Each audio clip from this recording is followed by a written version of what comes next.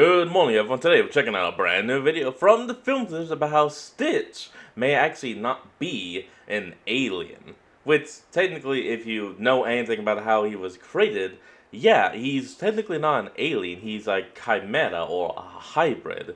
He and all of his other siblings, all 625 of them, are literally just a whole mass of DNA clobbered together to create a new life. So, yeah, he's not an alien, he's a hybrid, an amalgamation. Stitch from Lilo and Stitch is a chimera. monster, a genetic experiment pieced together from the DNA of various alien species from across the galaxy. But what if I wanted to make my own Stitch, to take the DNA of creatures from our planet to create my very own little Experiment 626? Okay, now this is Delightfully interesting. Evil idea. Hello, Trying to make Stitch from Earth-based creatures. Alright. Internets, welcome to Film Theory, the show that knows that Ohana means family, and family means that you Nobody should gets subscribe. left behind. Alright folks, it's that time Oh. again. Yep, it's time for Whoops. Disney to take yet another one of their beloved animated films to put it through the live-action remake machine. Yay! On the one hand, like many of you guys, Hey, at least Stitch looks a hell of a lot better than he did last time we saw him. They literally just decide, hey, we're gonna do like they did with Sonic. Make him look ugly as hell, make the fans think we're listening, and then show them the real product. I'm getting real tired of this live-action remake shtick. Everyone is. Also, if you're gonna remake old movies, why not the ones that could actually use the boost? You know, stuff like Atlantis or Treasure Planet. God, that'd be so cool. That Thankfully, actually though, would be I baller. think that their latest one, Lilo and Stitch, actually looks pretty good. Like, listen, I loved Stitch as a kid. I was like 8 when the 1st one came out and thought it was great. The sequels were fun, the TV show was goated, oh, the yeah. anime existed, and the core message of Anime? how family is most Huh, important. okay. Even if you aren't related by blood, it's timeless. But speaking of family, you know, I've really been thinking about adding to mine with a new pet. I moved last Aw. year to work with my theorist fam, and I've really missed having just like an adorable little guy running around. Growing up, I What you thinking? Dog or cat? always had cats. Lizard, and while I'll bug, probably be getting another one in the near future, hamster. please leave your name Ooh, what about a guinea pig? They're actually so cute with the way they little squeak about. suggestions in the comments. I will be using one of them. I think I also want something a little more exotic, something chaotic, something like, well, Stitch. I mean, come on, a cute little alien man with the superpowers that I can talk to. Like, what else can you ask for? No destructive nature?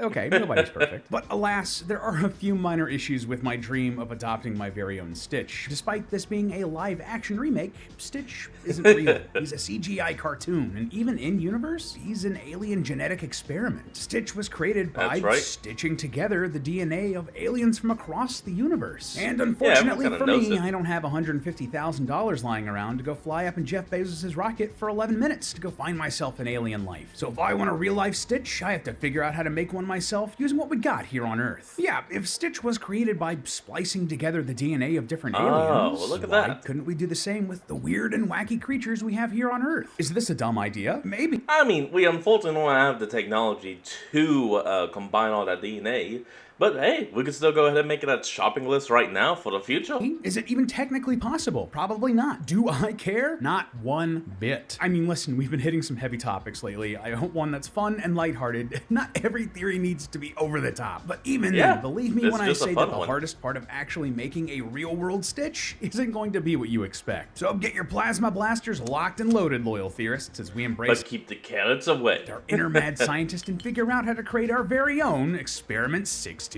So before we start this wild goose chase, I do want to say, though I joked about this not really being possible, creating our own hybrid animal might actually be possible in the future. If you keep up with science news or have just heard us talk about this on the channels before, Hey, sorry to pause and all, but for the rest of y'all out there, you won't believe this. The ad we just got was actually about the Stitch movie.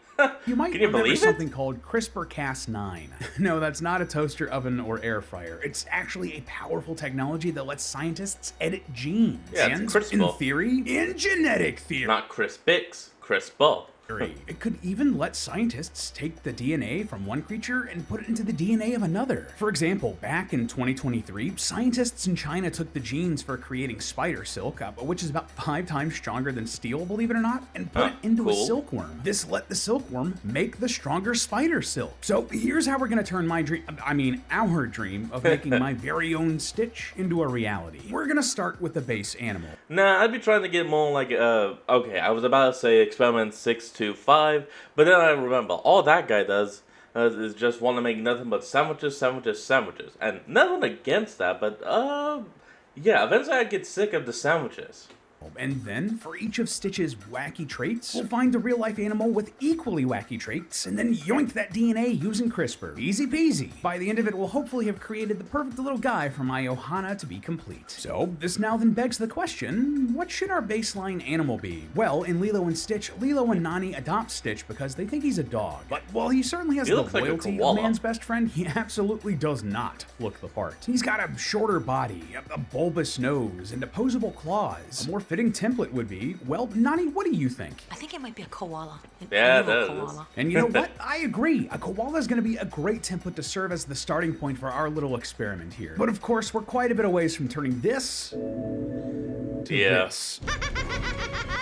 No, let's break down exactly what we need for our Stitch to match the Disney one. Well, from where I'm sitting, it comes down to a few main traits: Stitch's look, his senses, and his strength. Let's start out with Stitch's look, and one of the big things I'm noticing right out the gate, he's got way more going on than just the ears, eyes, nose, and mouth of a regular mammal. Yeah, he's got these sort of like weird spines on his back and antenna on his head. It's all retractable. There, and specifically with the spines on his back. Taking a look at Stitch's design, you'll notice these 3 long spikes along his back. And according to a behind-the-scenes book produced for the first film, they're... Oh, that's how he pulls it in? Oh my lord, that is...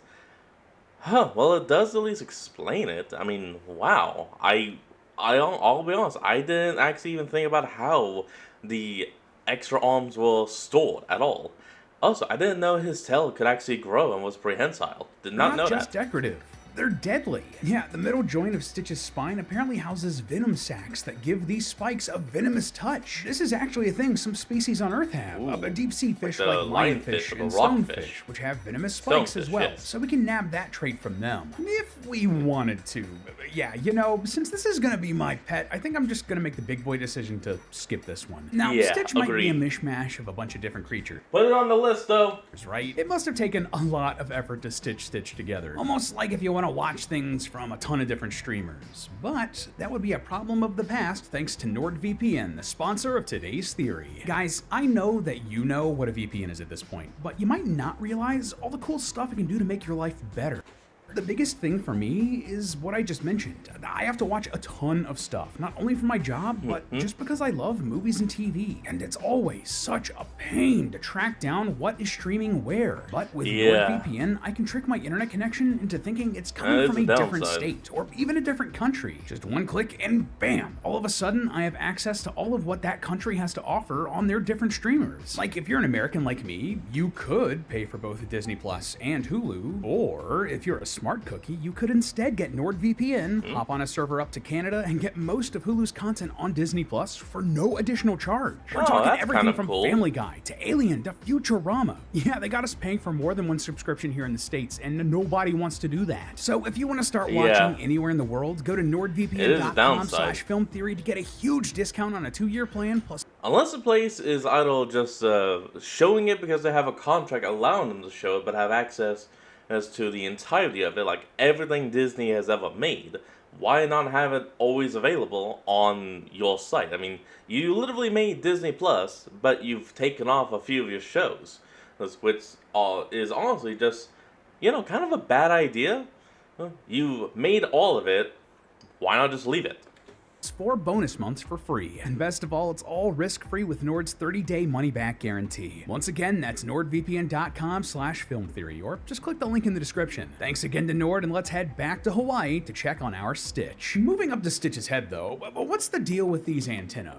Yeah, in the insect world, antennae are used to touch, smell, and even hear everything around them. So, for Stitch, these would supercharge his senses, which we'll get to in a second. Antennae come in a variety of shapes and sizes, but looking at how Stitch's antennae get thicker near the tips, I'd say they most kinda resemble the ones bulbous, found like on beetle. butterflies, moths, and beetles. We can pretty much go with any of these options we'd like to for Stitch, so we're just gonna go with the monarch butterfly, because Very I like him. classic. Speaking of bugs, you might have noticed that Stitch has another quirk that's a bit bug-like. He has The 6 eyes? limbs. Interestingly, the arms, despite of how course. useful it would be to have an extra set of arms, there aren't any vertebrates, that's animals with spines like you and me, that normally have 6 limbs. But of course, many insects do have 6 or more limbs. So while we're adding in some bug DNA for the antenna, maybe we should splice in some genes to give our Stitch the ability to play co-op games by himself. But that's a little easier said than done. Why? Well, number of arms and legs isn't exactly a gene that we can find.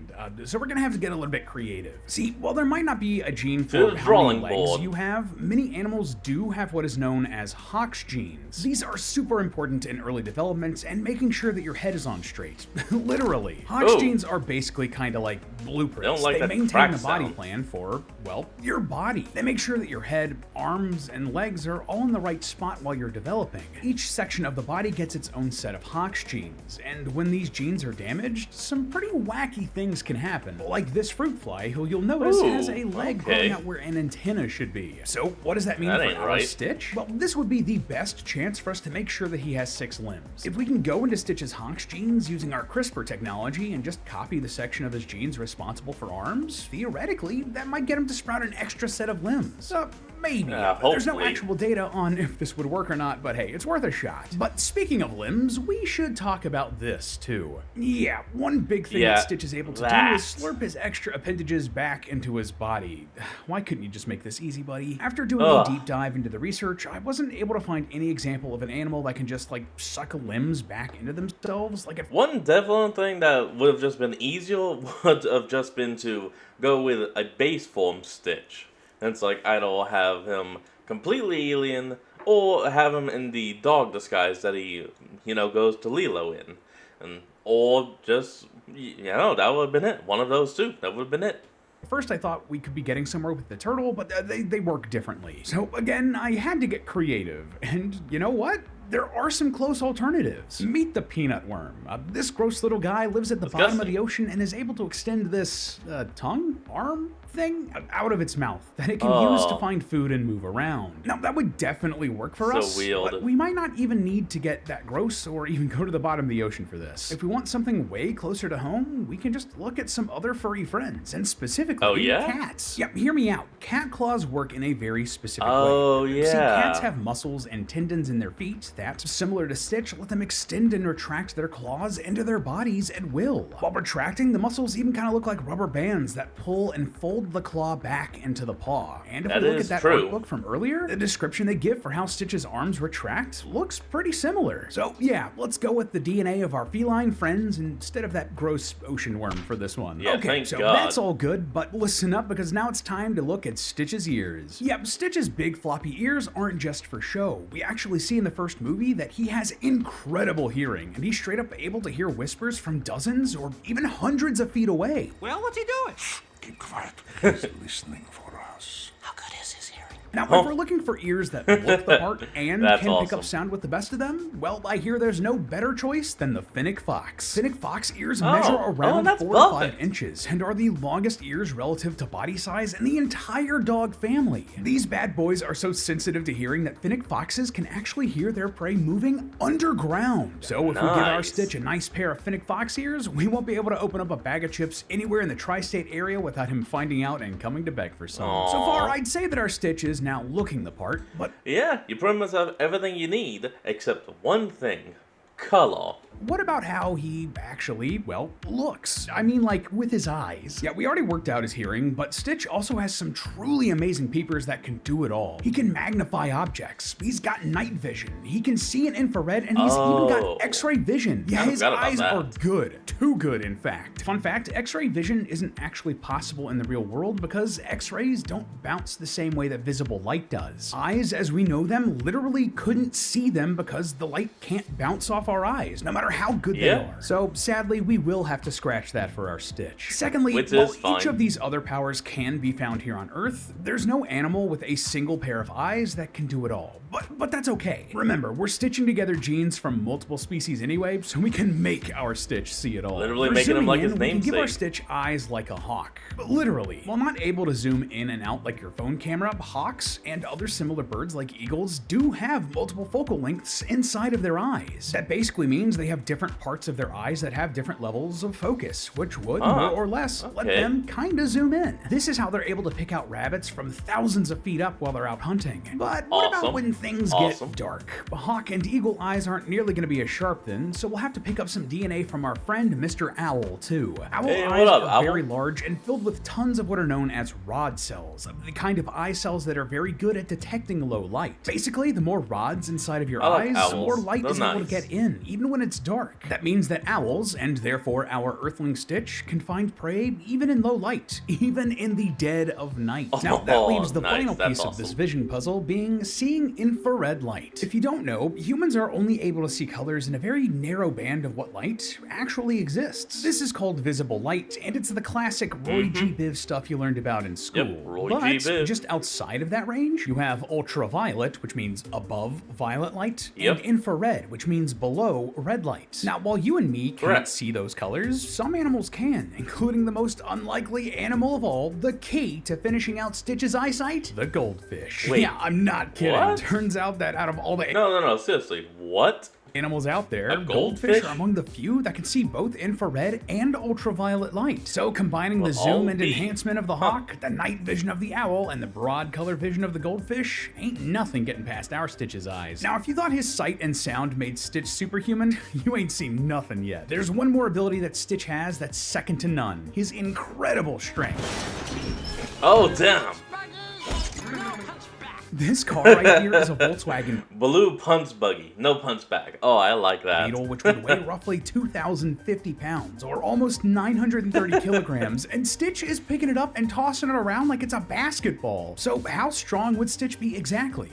Well, check this out. Yes, you can hold 3,000 times your own weight, but not an ounce more. Yeah, we know that Stitch Not can an lift ounce 3,000 more? times his own body weight, and we see Oh. just how much he's picking up right here. So let's do the math. In this scene, we see Stitch holding up two bulldozers. Small bulldozers can weigh about 17,000 pounds each, so doing some basic back-of-the-napkin math and accounting for those steel beams too, we can figure out that Stitch weighs roughly 12 pounds or 5.4 kilograms. And hey, that checks out, since we see Lilo able to actually lift Stitch herself. Yeah. So, okay, how are we possibly going to Stitch get is our not heavy. Stitch to be this strong? I mean, after all, being able to lift 3,000 times your own body weight is crazy, and even puts ants to shame, since they can only carry a measly 10 to 50 times their own body weight. Well, the explanation still for pretty Stitch's good. insane strength is that his muscles contain huge amounts of myofibrils. Those are basically the strings inside of your muscles that actually do the contracting when you flex those sick guns. So if Stitch's muscles are okay. super dense with these, that would explain his super strength despite his new So make them dense. noodle arms. And thankfully, there is an animal that would be the perfect candidate for these highly packed muscles. The gorilla. gorilla? Yeah, these guys Wow. are notoriously so strong because they Oh, have tons of shit.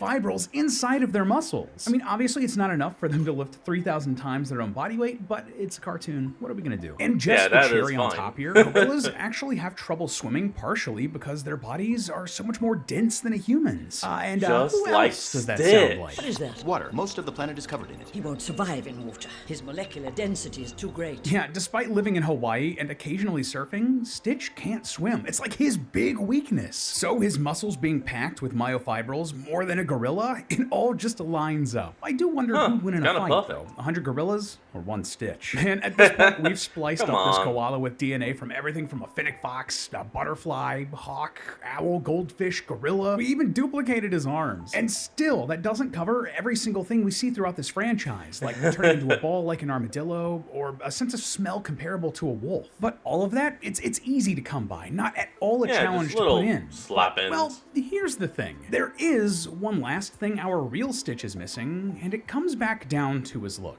Yeah, okay, I color? strategically left this out when talking about that because while doing my research, it was surprisingly hard to find animals that fit this. And what was this incredibly difficult trait to find? Well, believe it or not, Stitch's color is blue there it fur. is. Yeah, I'm serious. See, while it's not unique in the world of animated mascots, blue is one of the rarest color pigments found in nature. Blue dye used to be super valuable in ancient times because it was so hard to CRISPR isn't actually just used on animals. We could take a little DNA from like a blue plant or a violet, and even blueberries, and just take the color from it and toss that in. find stuff to actually make it. And animals don't exactly evolve to look blue most of the time. And even the ones that do, well, a lot of them aren't actually blue. This is probably most true for mammals, which is what our Stitch is based on. Sure, a quick Google search will show you things like the blue monkey, which are native to sub-Saharan Africa. That sounds promising, but unfortunately, despite the name and the fact that they look kind of blue in the right light, these monkeys are actually more of a dark gray. In fact, I couldn't find any mammals that had any blue fur like Stitch, so we had to go looking elsewhere. Now, I hear you saying, but Lee, what about like blue jays? They're blue, right? And hey, good shout. You might think so, but technically, blue jays aren't actually blue either. Oh, yeah, what? Really? Blue jay feathers mostly contain the pigment melanin,